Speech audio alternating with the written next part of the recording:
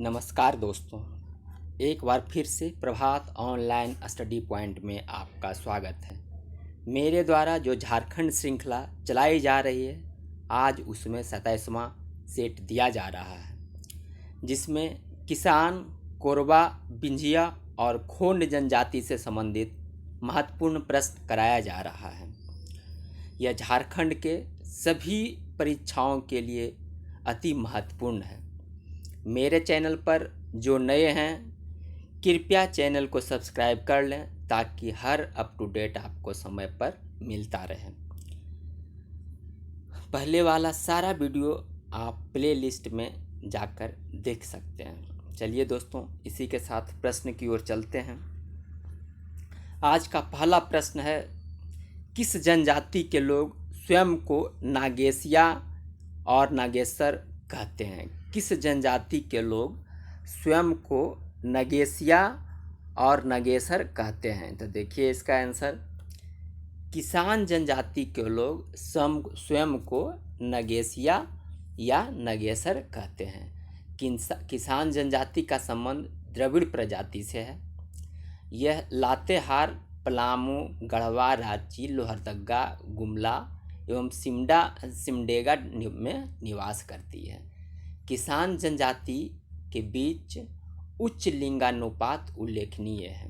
किसान जनजाति के बीच लिंगानुपात काफ़ी उच्च होता है और यह द्रविड़ प्रजाति से संबंधित है, जो लातेहार, पलामू, गढ़वा, रांची, लोहरदगा, गुमला एवं सिमडेगा में निवास करता है। आगे बढ़ते हैं दोस्त। डाल्टन महोदय ने किसान जनजाति को किस वंश का माना है? डाल्टन महोदय ने किसान जनजाति को किस वंश का माना है? तो देखिए, डाल्टन महोदय ने किसान जनजाति को पांडवों के वंशज मानते हैं। डाल्टन महोदय किसान जनजाति को पांडवों के वंश का मानते हैं, जबकि किसान जनजाति के लोग स्वयं को नागवंशी मानते हैं। किसान जनजाति के लोग स्वयं को नागवंशी मानते हैं। ये झारखंड के अलावे कहाँ कहाँ है? झारखंड के अलावे ये उड़ीसा एवं बिहार में भी पाए जाते हैं। आगे बढ़ते हैं दोस्त। झारखंड की कौन सी जनजाति दो मुख्य भागों सिंदुरिया और तेलिया में विभक्त है? झारखंड की कौन सी जनजाति दो मुख्य भागों सिंदुरिया और एवं तेलिया में विभक्त है? देखिए इसका आंसर, ये किसान जनजाति ही सिंदुरिया और तेलिया में विभक्त है। सिंदुरिया वर्ग में विवाह के अवसर पर सिंदूर का प्रयोग बहुत महत्वपूर्ण होता है और तेलिया वर्ग में विवाह के अवसर पर तेल का महत्वपूर्ण स्थान है। आगे बढ़ते हैं दोस्त। किसान जनजाति में प्रचलित शब्द चढ़ुआ और गुरुआ। किसान जनजाति में प्रचलित शब्द चढ़ुआ और गुरुआ क्या है? तो देखिए इसका आंसर, यह विवाह का एक रूप है। किसान जनजाति में चढ़ुआ और गुरुआ विवाह का एक रूप है। जब बारात ले जाकर लड़की के घर में विवाह होता है तो उस विवाह को चढ़ुआ विवाह कहते हैं, और जब अपने घर में लड़की लाकर विवाह करते हैं तो उस विवाह को गुरुआ विवाह कहते हैं। चढ़ुआ विवाह अधिक खर्चीला होता है बनिस्पत गुरुआ विवाह के। आगे बढ़ते हैं दोस्त। किस जनजाति में सबसे अधिक किसान जनजाति में सबसे अधिक लोकप्रिय विवाह कौन सा है?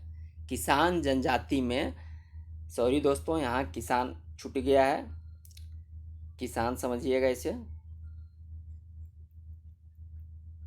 किसान जनजाति में सबसे अधिक लोकप्रिय विवाह कौन सा है? तो देखिए, किसान जनजाति में सबसे अधिक लोकप्रिय विवाह आयोजित विवाह है। आयोजित विवाह में माता पिता की स्वीकृति से वधू मूल्य देकर किया जाता है। अब इसमें ऑप्शन देखिए, परीक्षा विवाह भी है, प्रेम विवाह है और हठ विवाह भी है। परीक्षा विवाह में युवक एक निश्चित समय तक युवती के साथ उसके पिता के घर में रहता है। परीक्षा विवाह का प्रचलन भी किसान जनजाति में है। ये परीक्षा विवाह का भी प्रचलन किसान जनजाति में है, और इसमें युवक युवती के घर में उसके पिता के घर में कुछ निश्चित समय तक रहता है, उसके बाद यह शादी करता है, उसे ही परीक्षा विवाह कहते हैं। आगे बढ़ते हैं दोस्त। किसान जनजाति में वधू मूल्य को क्या कहा जाता है? किसान जनजाति में वधू मूल्य को क्या कहते हैं? तो किसान जनजाति में वधू मूल्य को डाली कहते हैं। आगे बढ़ते हैं दोस्त। किसान जनजाति के प्रमुख देवता कौन है? किसान जनजाति के प्रमुख देवता कौन है? तो देखिए, किसान जनजाति के प्रमुख देवता सिंगबोंगा हैं। सिंगबोंगा का तात्पर्य सूर्य से है। आगे बढ़ते हैं। किसान जनजाति की अपनी मूल भाषा कौन सी है? किसान जनजाति की अपनी मूल भाषा कौन सी है? तो देखिए, किसान जनजाति की अपनी मूल भाषा मुंडारी है। इसकी मूल भाषा मुंडारी है, लेकिन ये सदनी का प्रयोग करते हैं। वर्तमान में ये सदनी का प्रयोग करते हैं। सदनी ये उड़िया और हिंदी में भी अच्छी तरह से बातचीत करते हैं। इनकी मूल भाषा मुंडारी है, लेकिन ये वर्तमान में सदनी भाषा का प्रयोग करते हैं। बोलने के क्रम में सदनी भाषा का प्रयोग करते हैं, और उड़िया और हिंदी भी अच्छी तरह से समझते हैं और बोलते हैं। कोरवा नामक आदिम जनजाति किस प्रजाति समूह से संबंधित है? कोरवा नामक आदिम जनजाति किस प्रजाति समूह से संबंधित है? तो देखिए, ये प्रोटो ऑस्ट्रेलाइड से संबंधित है। प्रोटो ऑस्ट्रेलाइड का लक्षण क्या है, वो इसके पहले वाले वीडियो में मैं बता चुका हूँ। एक बार नहीं, 2-4 बार बता चुका हूँ। अब पहला वीडियो आप प्लेलिस्ट में जाके देख सकते हैं। अब देखिए, इनका निवास स्थान कहाँ है? तो इनका निवास स्थान मुख्य रूप से गढ़वा, पलामू और लातेहार में है। गढ़वा, पलामू और लातेहार में है। और ये झारखंड से मध्य प्रदेश आए हैं। ये कोरवा जनजाति के लोग का मूल निवास स्थान झारखंड था, और वहीं से ये मूल निवास स्थान मध्य प्रदेश था, वहीं से झारखंड आए हैं। आगे बढ़ते हैं दोस्त। कोरवा जनजाति की भाषा, कोरवा किस भाषा परिवार से संबंधित है? कोरवा जनजाति की भाषा कोरवा ऑस्ट्रो एशियाटिक भाषा परिवार से संबंधित है। आगे बढ़ते हैं दोस्त। कोरवा जनजाति की कुल कितनी उपजातियां हैं? कोरवा जनजाति की कुल कितनी उपजातियां हैं? तो देखिए, कोरवा जनजाति की कुल 2 उपजातियां हैं। अब इसमें देखिए कौन कौन है। पहाड़ी कोरवा और डिहारिया कोरवा। पहाड़ी कोरवा और डिहारिया कोरवा। पहाड़ी कोरवा पहाड़ों पर रहने वाला है, और नीचे के गांव में रहने वालों कोरवा जनजाति को डिहारिया कोरवा कहते हैं। यानी कुल 2 उपजातियों में ये विभक्त है। कोरवा जनजाति के प्रमुख गोत्र हैं। कोरवा जनजाति के प्रमुख गोत्र हैं। तो देखिए, कोरवा जनजाति के कुल 6 प्रमुख गोत्र हैं। अब इसमें देखिए कौन कौन है। हट्टर टिट्टो गोत्र देख लिए। हट्टर टिट्टो, काशी, सुइया, खरपो,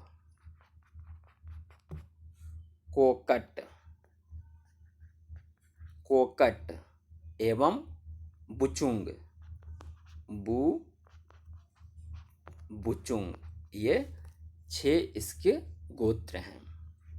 कोरवा जनजाति के सर्व प्रमुख देवता कौन है? कोरवा जनजाति के सर्व प्रमुख देवता कौन है? तो देखिए, कोरवा जनजाति के सर्व प्रमुख देवता सिंगबोंगा हैं। सिंगबोंगा अधिकांश जनजातियों के सर्वप्रमुख देवता हैं। सिंहबोंगा के तात्पर्य सूर्य से होता है, लेकिन यहाँ सिंहबोंगा को ये भगवान भी कहते हैं। इसके अलावा इसमें गमलेह, रक्सेल और धरती माई अन्य प्रमुख देवता हैं। गमलेह जो है ग्राम देवता, ये ग्राम देवता, और सिंहबोंगा को ये भगवान भी कहते हैं। रक्सेल जो है पशु रक्षक हैं। रक्सेल पशु रक्षक देवता है। और धरती माई, तो धरती माई जानते ही हैं। इसके अलावे डरहा चांडी, इसके अलावे धरती माई, कुल देवता, डरहा चांडी, सोखा आदि इनके प्रमुख देवता हैं। आगे बढ़ते हैं दोस्त। कोरवा जनजाति के धार्मिक पुजारी को क्या कहा जाता है? कोरवा जनजाति के धार्मिक पुजारी को क्या कहा जाता है? तो देखिए, कोरवा जनजाति के धार्मिक पुजारी को बैगा कहते हैं। कोरवा जनजाति के पंचायत को क्या कहा जाता है? कोरवा जनजाति के पंचायत को क्या कहा जाता है? तो देखिए, कोरवा जनजाति के पंचायत को मैयारी कहते हैं। कोरवा जनजाति के पंचायत को क्या कहते हैं? मैयारी कहते हैं। और इसके मुखिया को प्रधान, इसके मुखिया को क्या कहते हैं? तो प्रधान कहते हैं। इसमें अंतर ग्रामीण विवादों को सुलझाने का कार्य बड़ा मुखिया करता है। इसमें एक ग्राम के से दूसरे ग्राम के जो बीच विवाद होता है उसको सुलझाने का काम बड़ा मुखिया करता है। आगे बढ़ते हैं दोस्त। कोरवा जनजाति में समाज से बहिष्कृत लोगों को भोज भात देने पर पुनः समाज में शामिल कर लिया जाता है, जिसे क्या कहा जाता है? एक बार क्वेश्चन फिर से देखें। कोरवा जनजाति में समाज से बहिष्कृत लोगों को भोज भात देने पर पुनः समाज में शामिल कर लिया जाता है, जिसे क्या कहा जाता है? तो देखिए, उसे भात भीतर कहा जाता है। उसे क्या कहा जाता है? तो उसे भात भीतर कहा जाता है। आगे बढ़ते हैं दोस्त। झारखंड की कौन सी जनजाति स्वयं को विंध्यवासी कहते हैं? झारखंड की कौन सी जनजाति स्वयं को विंध्यवासी कहते हैं? तो देखिए इसका आंसर, झारखंड की विंझिया जो जनजाति है वो स्वयं को विंध्यवासी कहता है। कुछ मानव शास्त्री इसे बिंजवार जनजाति के रूप में पहचानते हैं। कुछ मानव शास्त्री इसे किस जनजाति के रूप में? तो बिंजवार जनजाति के रूप में पहचानते हैं। विंझिया जनजाति मध्य प्रदेश और उड़ीसा से आकर झारखंड में बसा है, और ये प्रजातीय दृष्टि से प्रोटो ऑस्ट्रेलाइड समूह से है। ये प्रजातीय दृष्टि से प्रोटो ऑस्ट्रेलाइड से है। प्रोटो ऑस्ट्रेलाइड समूह से है। ऑस्ट्रेलाइड समूह से है। आगे बढ़ते हैं दोस्त।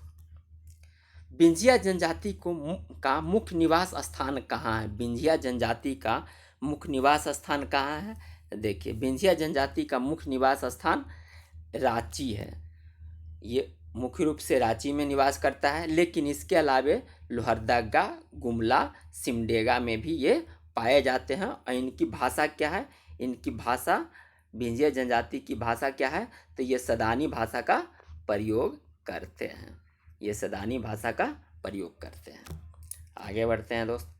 विंझिया जनजाति में जब लड़के का पिता अगुआ और अन्य को साथ लेकर लड़की के घर पहुंचता है तो उसे क्या कहते हैं? विंझिया जनजाति में जब लड़के का पिता अगुआ और अन्य के साथ लड़की के घर पहुंचता है तो उसे क्या कहते हैं? तो देखिए, उसके लिए एक शब्द आया है, उसके लिए शब्द आया है घर खुंदी। इस जनजाति में आयोजित विवाह गुलैची विवाह, गोलट विवाह, ढुक्कू विवाह, संघाई और संगा विवाह अधिक प्रचलित है। इसमें सबसे अधिक प्रचलित है आयोजित विवाह। आगे बढ़ते हैं दोस्त।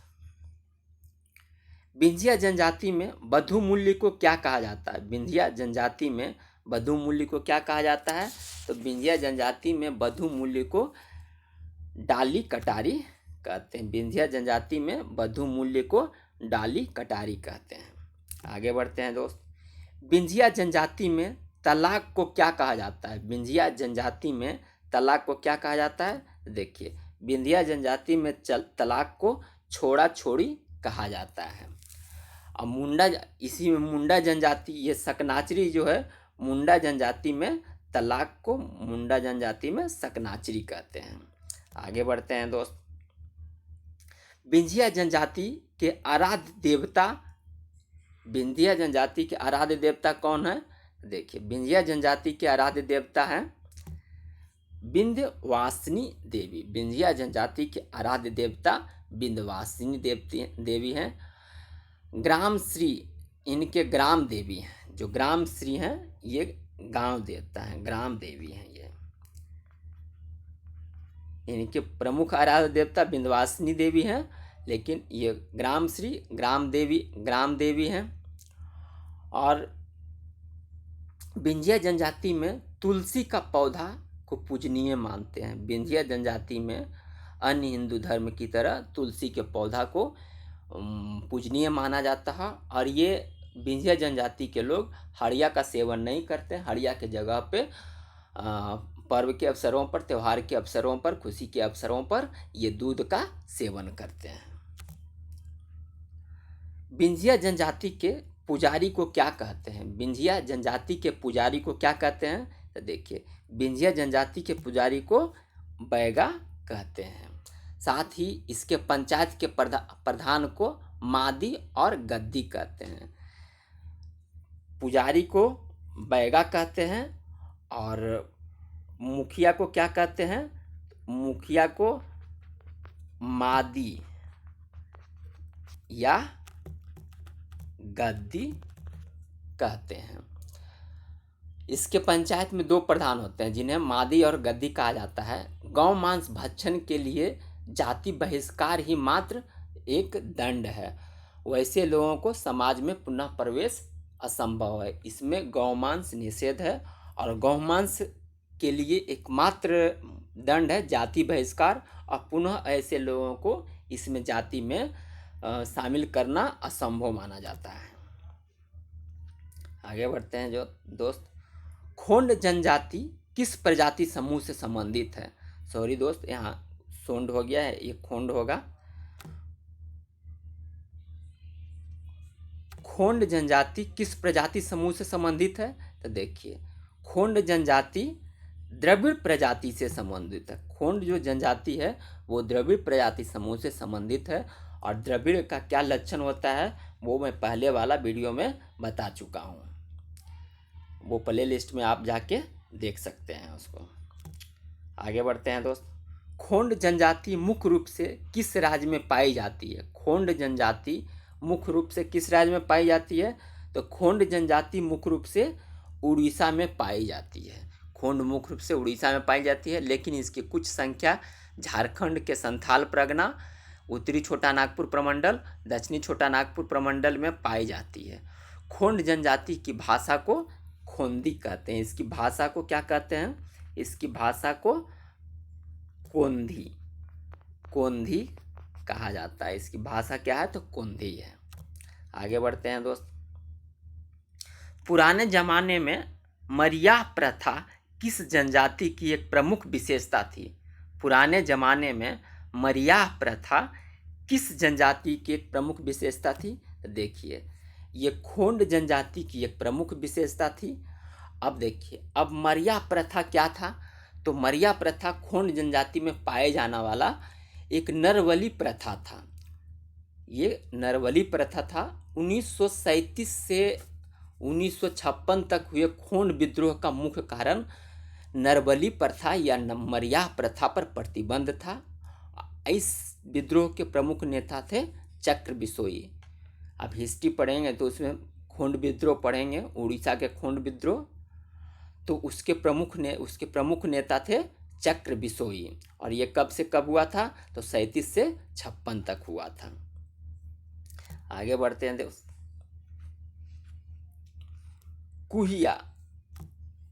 कुहिया, डोंगरिया और देसिया। कुहिया, डोंगरिया तथा देसिया किस जनजाति की 3 प्रमुख समूह है? कुहिया, डोंगरिया तथा देसिया किस जनजाति की 3 प्रमुख समूह है? तो देखिए, ये खोंड जनजाति की ही 3 प्रमुख समूह है। आगे बढ़ते हैं दोस्त।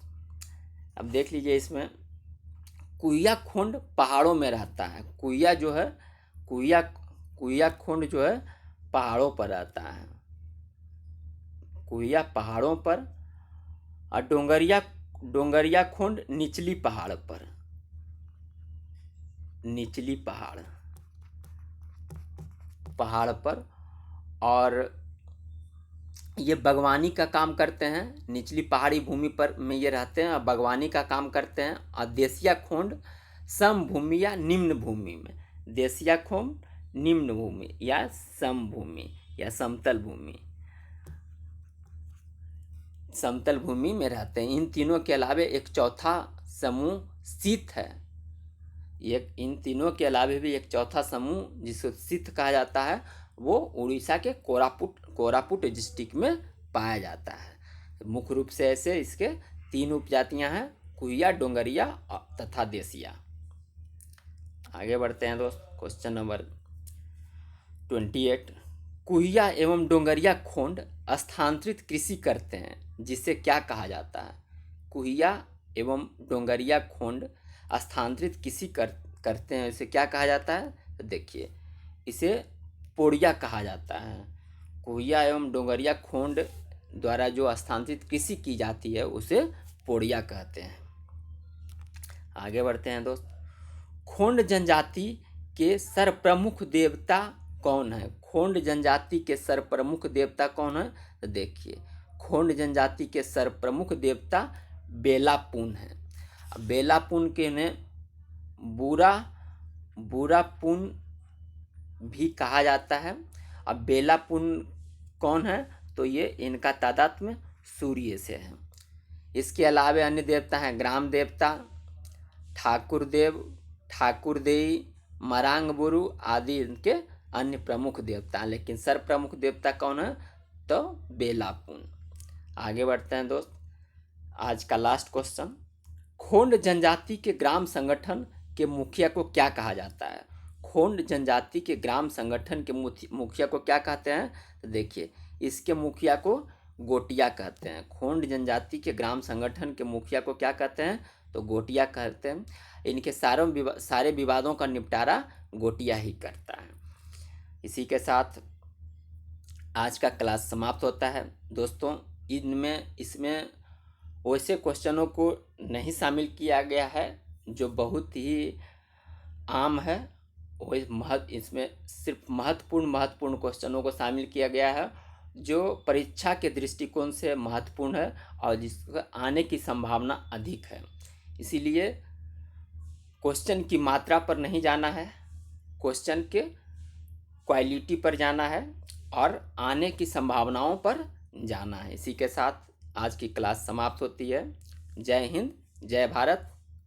और हाँ दोस्तों, इस वीडियो को अधिक से अधिक फैलाएं, अधिक से अधिक लोगों के पास शेयर करें ताकि इसका अधिक से अधिक लोग लाभ उठा सकें। इसी के साथ जय हिंद, जय भारत।